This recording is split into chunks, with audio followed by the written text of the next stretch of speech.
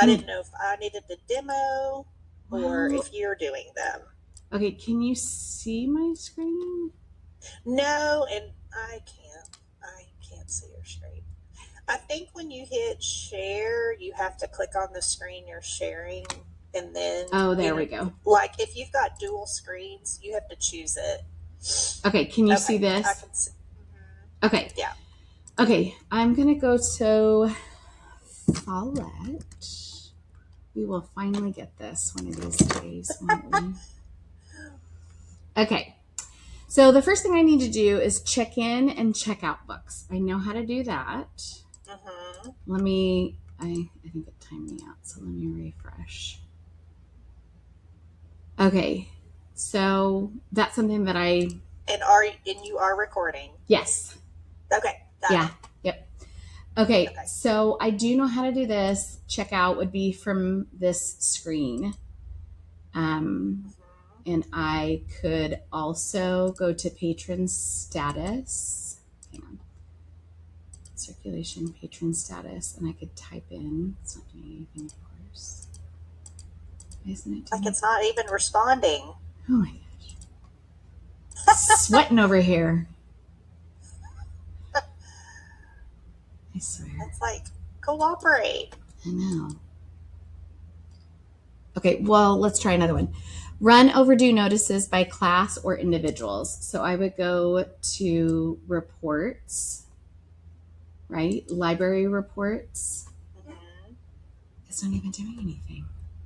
Hit your refresh. You're on your that one and see if it'll. Oh my gosh. Okay, there. There, can you see it? Uh-huh. Okay, it's working. Okay. Okay. There we go. Okay, so check in and check out books. I know how to do that. So if I wanted to check out a book to myself, I could type this and then scan the book. If I wanted to, remove this. If I wanted to check in a book, I could click under circulation and click check in, and then I could type in the catalog number. Okay, so for circulation, it says run overdue notices by class and for individuals. So I do have a thing for under my favorite reports to run the overdue books, so I could run that. And is that working? Let me double check. Do you have it set to email out, or how are your homerooms receiving that?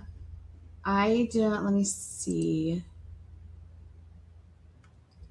Nobody's said anything, so I don't know if they're getting it.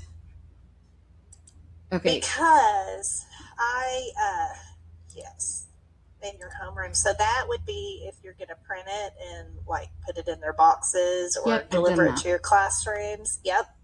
I did want to show you in Follett. I don't know if this is appropriate time, but I wasn't under the understanding if you were doing all the activities on the list or if I was going to have to demo them. Okay. So I had kind of prepped to demo them. But if you go into the admin button, okay. If you ever wanted your homerooms to receive them by email, okay, you would have to go into that manage homerooms. Okay. And like, for example, while you were out on Tuesday, I called your secretary and got names of your third grade teachers. So I was going to use your third grade as an example. Perfect. So these are all the ones that are syncing, all your homeroom teachers that are syncing in from eSchool. But you have to set them up to receive the email. So like if you find your third grade teacher, Grob, is actually coming through as her maiden name, which is Jensen Durham. Yeah. And so if you go into Durham Jensen -212, that's the real one that's syncing in from eSchool, and you go over there to the pencil. Mm-hmm. Click the pencil. Okay. And then up there at the top where it says supervisor undefined, you have to hit select. Okay. And you go and pull her up like she was a library patron. So you can pull her up by last name. Durham. Okay, I do Durham. Okay. Uh-huh. Okay. Yep, and there's her homeroom. And then when she comes up, do you see her in that list? Yes. Oh my gosh. There's a bajillion. Okay, her ID number, I've got it. So let's do that instead. Okay. 35535. Okay. I see her. There she is. So go select. Okay. And then save. Okay, so now you see how the line has linked her patron account with her homeroom. Her homeroom is just one piece of data, but it's not her actual patron account with the email on it. So for all your homeroom teachers, you would have to go through and do this. Okay, I can do that. Then you wouldn't have to just do the PDF and print and put it in their boxes or deliver to their classrooms like a paper copy. You could actually use Destiny to email to the teacher's email address, and the copy would be attached digitally. Okay, so let me try another one. So you want to try Hooten? Yeah. Which is, I've got her ID number as well. So do I need to have the ID, or is it in theory? Well, it just pulls them up. It just pulls them up so much quicker. You saw how when we searched for Durham, we got pretty much everybody in the district that had anything related to that in their profile. So if you can get, like, a lot of times you can go to your front office and your secretary will give you a list of staff and their ID numbers because they have to have that too. Yeah. So, and then it makes it so much easier to pull their accounts. Okay. So let me try Hooten. And you always, like, there's going to be some profiles in here that look like they're legit, but they're from the old sync. You're going to be looking for the Hooten that is last name, first name, room number. So I see her down there. Mm-hmm. Hooten, comma, Melissa -211. But there's also a Melissa Hooten, and that one is not the real one. You want to look for last name, first name. Oh, okay. Last name first. And can I delete the ones? Yes. Okay. Yes, you can. And I have done a little bit of cleanup in here for you, but I didn't do it all because I wanted you to have the practice for one thing. Okay. But I also wasn't sure because I'm not intimate. I don't know your staff, so I don't know which ones to edit. Okay. So if you go to the Edit Pencil by Melissa Hooten, she's up towards the top, not too far under the one we just did for Jensen. And then go to Select. And then her ID number is 22825. And search. And View or select. Okay. And save.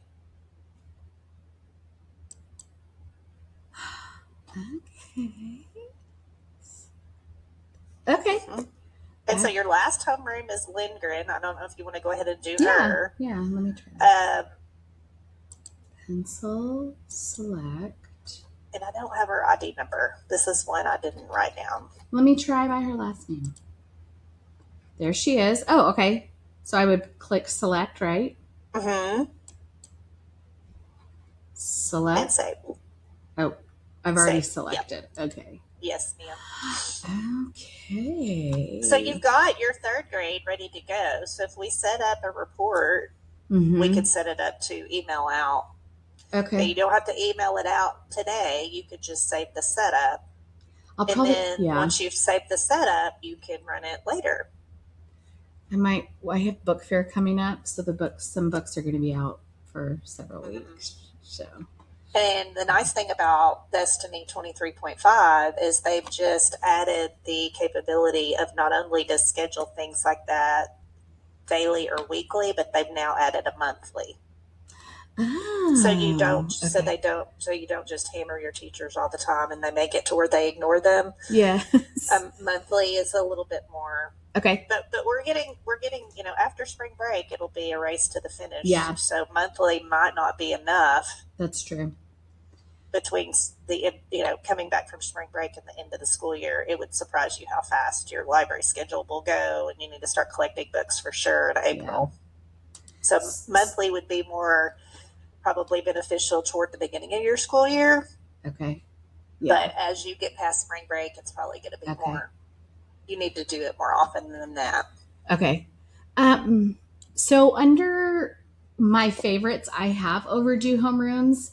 So once I link those, it will do that, right? Right. Okay. So, yeah. Okay, I see. Because I haven't connected, right? Right. Okay. So the last time you ran that, which was March 2nd, you didn't have your homeroom set up email-wise, and so there's nothing that went out. Okay. The homeroom name was there, but it wasn't attached to the teacher account. Okay, so I'll get that. And they're two separate pieces of data out of eSchool. You've got your schedule data with the teacher name on there, but it's not the teacher account that holds their email address. So you have to marry the two in Destiny, so it will connect and send things out like you're wanting it to. Okay, so I'll get all those updated. Okay. Yep. That is good to know. Okay. Mm-hmm. Placeholder book reserves. I don't know what book reserves means. Well, that's more like, colleges will have professors put materials on reserve. We've never really used it at Denton ISD K through 12. It's a little bit more foreign to us. Okay. But for sure, holds. Okay. You have students that are placing holds, or you're placing holds for them. Yes. I do that often. Okay, so let's. Okay, I'll put a hold on something for me. So I click under my name, add hold, and then let's just say I want to do Edward Tulane. Okay, so I can click hold it. I always change the run out date because sometimes my books stay out a little bit longer. So I'll usually select it the next month. So I'll click that and then save. Sometimes it'll say this has too many. They have too many holds, but I don't see any holds. Is that because they've done them in the past? Or do you know? It could be. I mean, have you taught your students how to place hold in Destiny Discover? So I have it hanging up, and I've showed a couple of kids, but not as a whole. No.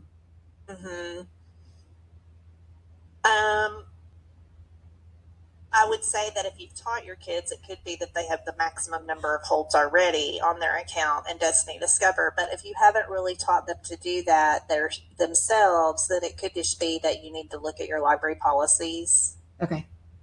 For your patron type student for holds, and just double check that in your admin menu and make sure that your I think it would be under site configuration, just to make sure that settings are correct there for it. That little thing's getting in the way. I know. I can't move it. Okay, site configuration. Right. And then try circulation tab on the top right. Okay.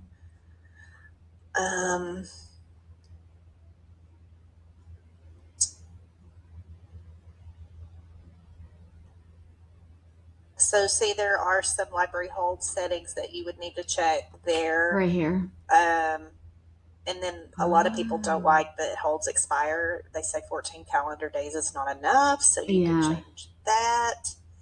Is that do I have to click that?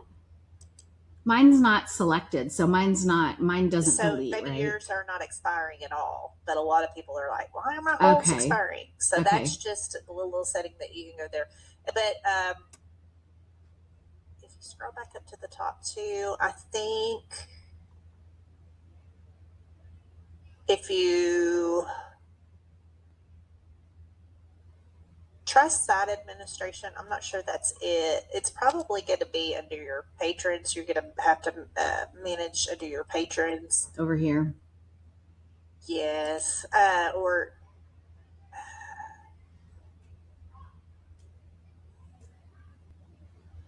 know what I'm blanking on where to tell you to go, but I know when you're looking at your circulation types, have you seen in Destiny where you see your circulation types where it says regular and Yes. reference. Where is that? Help me remember. I've seen it on inventory. That's the only place that I've seen it. Go back to site configuration again.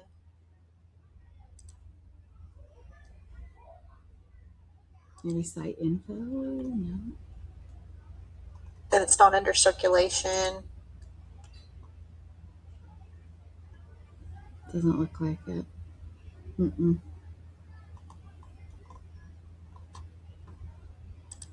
Maybe catalog? Maybe. But I know there's two different tabs for you. There will be a patron tab and a circulation types. And I'm just blinking on where it is at the moment. But I will get back to you on where to do that. But when you go into the patron type for student, you just want to make sure that everything is set up the way you want it to be. Look under circulation just a minute. Let me look there. Okay. No, on the left. Oh, okay. I don't think it would be under library information. I apologize. I just am blanking on where that is. Sorry. For some reason. No problem. Okay. We can jump to another one. It might come to you, or you can email me later. Okay.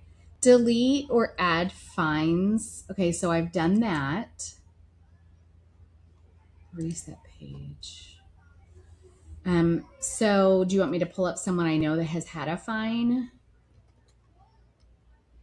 I can do that. Yes, and I actually ran them. Oh, I ran those reports. Nice. Okay, she did have a fine. So right here.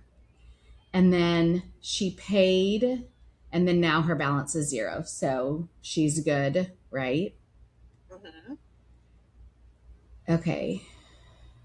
So if I wanted to add a fine, let's say I could just do it under myself, right? Okay. So I would click add fine. There's not one here for lost. So that would be related to the book itself. So if you had a book on your account. Okay. There should be a button over on the right. There is. Yep, I've seen that. Okay. But this is good too, what you're showing, because the book may just be damaged and you just want to charge, like $2 for them doing permanent marker on all the way around the book edge or something like that. Like if you just want to make a point with that student that we don't treat books that way. Right. Then this is where you would do that type of thing. But if the book is either damaged beyond repair, like you're not going to send it to the book hospital, it's done, I would mark that book lost, because this is a lost copy out of my collection. So I would charge for the full book. So the book should show on the student's account, and you would just go over and mark lost for that. Yep, I've done Same thing if they lost it and it's nowhere to be found. It's still lost from your collection either way. Right. Damaged beyond repair or lost, physically lost. Okay. Okay, I've done that. That's the way I always managed it. Now, some librarians may do it different. They may mark it damaged as a fine and then go out and weed the book out of Destiny, which would be update copies, and you would you would send it to lost that way. And so that's kind of a 2-step process. Okay. But either way works, and you just have to get your workflow, how you want to do that, and kind of stick with it for consistency's sake. So right here in this field, this is where I would scan it, right? Okay. Enter a cataloging record. That's when I'm adding a new book. Is that correct? I've done that too. Is that under update titles? Is that right? It's update. It's going to, for you, it's going to be under library search. So I just want to clarify before you do it. Adding a title in Denton ISD, our librarians do not have the permissions to add a title record.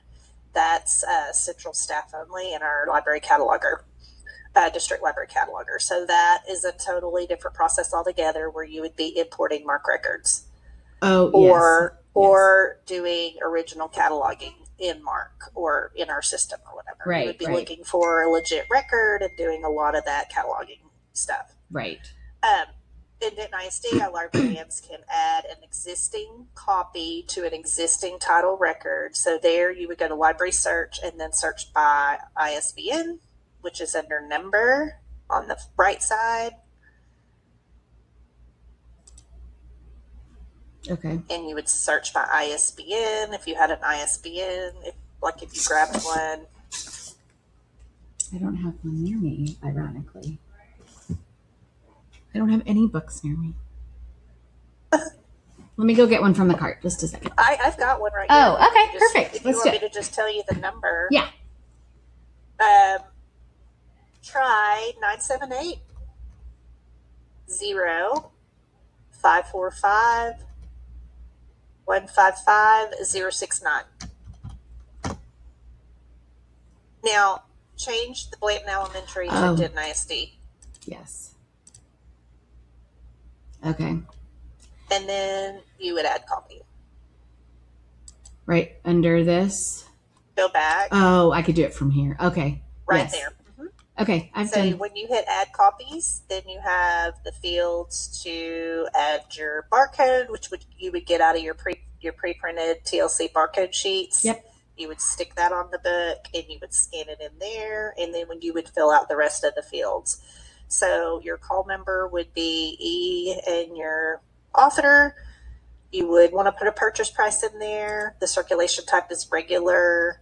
And then down at the bottom, you'd want to choose your sublocation, vendor, and funding source if you know it. Okay. And then save your copy. And then that's it. Perfect. And then I looked up over here to the side on your circulation types. It's back office library policies is where you want to look. Am I right? So you could just go to back office and go back under admin. Okay. Do I need to?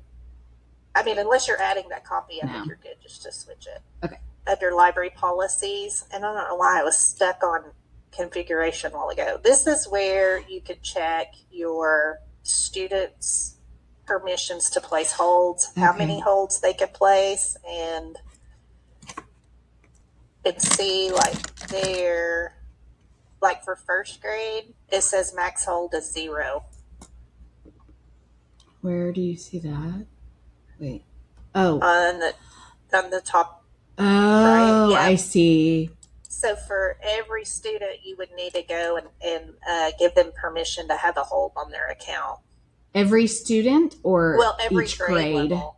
Yes, because the default patron type in Destiny is student. So while you could go in here and edit just student, our eSchool's student information system is pulling in student type by grade. Okay. So you would have to go and edit these. That makes sense. Yes, to get that to stop. Now, if you don't want your first graders to have the ability to place holds, then you might want to leave it at 0. And so that may be correct. And I mean, I like holding books for them because they.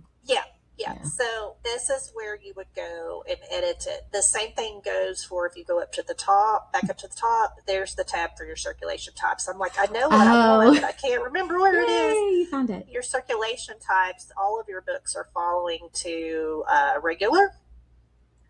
You don't have any parent permission required currently at elementary. So if you scroll down, I guess it's in alphabetical order. But there's your regular and how many days they can check them out and how many times they can renew and all of the things for each grade. Okay. And that's where you would edit that. And probably that does not need editing, but your holds definitely do if you want to place holds. Yes, that's very helpful. Thank you. Okay, I think we only have one more. Run a collection analysis report. So I've done that in Tidal Wave. I can do that here, right? I was looking yesterday, and there are some things that will help you with just the state of your collection. The very first thing that's really helpful is just to go to your dashboard. If you go to just to get stats and things like that. Mm-hmm. Now, the only thing about the Destiny dashboard is a lot of things that work like this and bring this kind of metrics in. You can click on them and it will take you to a spreadsheet, or you can. And Follett has not currently built in the capability to go in and click on any of these things and have it give you a report. But it is a really good snapshot of the state of your library in this moment. So that's one thing I was going to say to you. And then if you go back to your back office, under reports, library reports, there is the weeding log is things you've already weeded. So that's not going to be really helpful. But like a shelf list will actually give you circulation data and copyright data. So even though it's a shelf list and it doesn't say anything about it being collection analysis, it is going to give you all of the things that are going to be sortable in Excel. So if you went to update sublocations and you just wanted to look at your everybody books or nonfiction or whatever, just pick one. I'm very interested in nonfiction because that's what I'm starting to do my inventory on. And I would change from price to publication year, so you would know the older titles, and then change the output to Excel, so you can sort it. Oh, okay. And then run it. And then, even though it doesn't say collection analysis, it just says shelf list, it does give you a lot of the data that you need for analyzing one collection within your library. That is very helpful. I have weeded some. Okay, so then I can adjust this year, right? Can I adjust it so that it is it starts if you wanted to filter out anything older than, if you wanted to create a filter. Yes. Or I'm just a sorting girl, so I just do a data sort in Excel and sort by. You could do a dual sort if you wanted to. Little trick for you. Do you see up there where it says A1 in the top left-hand corner? Yes. Do you see that little square with looks like a little light gray triangle underneath it? Yes. If you click there, and then double click the line between column A and column B, double click it. Right there. Okay. It pops open all of your columns exactly how wide they need to be in one full click. Now, what I don't like about that is your author column and title column are way too wide. So you could click on column B and make that a little smaller. Just adjust it like this. Drag it. And then I always click on column C and do the same thing. Yep. Okay. But it will kind of just in one double click full swoop. If you click on that little corner little tab, it'll expand them all for you to a nice roomy column length or column width, but then you can adjust individually after that. I love that. So the other thing you can do is if you go up to data on your Excel menu. Oh, yes. And go to sort. It kind of has a ZA, AZ. It's kind of toward the middle. Oh, yes. And click it. Oh, okay. Oh, do I need to select year or whatever? No, just click that little light gray. This? Actually, you could just click A1, cell A1. Something in there is cool. Okay, try it again. Hit sort. Okay. So sort by year. Okay. And then add a level. And sort by circs. So this is number of circulations. And then add a level. And then by call number. Oh, I love it. And then okay. and then sort numbers. Anything that looks like a number as a number. So choose that one.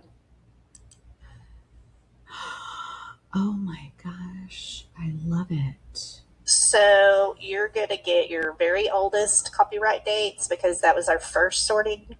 And then our second sorting, it's looking at circulations, and you could always reverse those two. You could make circulations your top sort. Okay. And your copyright date, your secondary sort. But I just wanted to like make an obvious. Yeah. Looking at copyright year to kind of get those older crusty books out. Of course, you would want to keep your classics because I see some classics in this list to start that you probably would never read, but at least it gives you a really like obvious glimpse that this is what's aging your collection, and it's not considered a collection analysis report, but the data is there for you to manipulate. Yeah, and I love that it has date acquired. That's very helpful. I mean, because since we don't have, since this is a new system for us and I don't have the circulation data that I would like, that date acquired is helpful. For sure. Yes. And I can print all this, right? Yes, it's going to be long. Yes. But I can just save it. I'll just save it. I could print by page too. Just go through it one at a time. Mm-hmm. But that's how you can use the sort in Excel to sort by author or sort by call number. It defaulted to sorting by call number, just FYI. But if you want to like sort, you can. Right. This is so helpful. Oh, I love it. Okay. This is great. Mm-hmm. Okay. I think we're good. But like you said, the tidal wave data too is also very helpful, and cross-referencing different sources to get collection analysis reports is only going to make your efforts better. Yeah. Because everybody has a little bit different view on how to do it. Yeah, and since this is my first go around, I think I've talked to you before. I'm like itching to get into my nonfiction, so I'm doing the inventory, so I'm tackling that now. Okay. Well, thanks for all your help. Great. I have one more of these that I need to do in April, so we can do that anytime. And then I am going to be doing another practicum in the summer. Would you be available to do 3 more of these in the summer? I don't know. Yes, I work all year, so I'm available whenever. Oh, perfect. I'm sorry to hear that, but that's helpful. No, I made that choice years ago. I was like, that was a hard choice coming off of campus, giving up my summers. But I had gotten to the point where I was like, the summers are so short. I feel like they're so short, and I'm a bear right before I have to go back to school. I am too. I'm like, just get me in there. I'm ready. Summer's done. I'm happy till like the end of September. So I was like, I would almost just rather keep working and keep on a schedule. I completely understand that. Okay. Well, I will contact you and let you know. So otherwise, enjoy your spring break. You too. I appreciate everything. Okay. Talk to you later. Okay.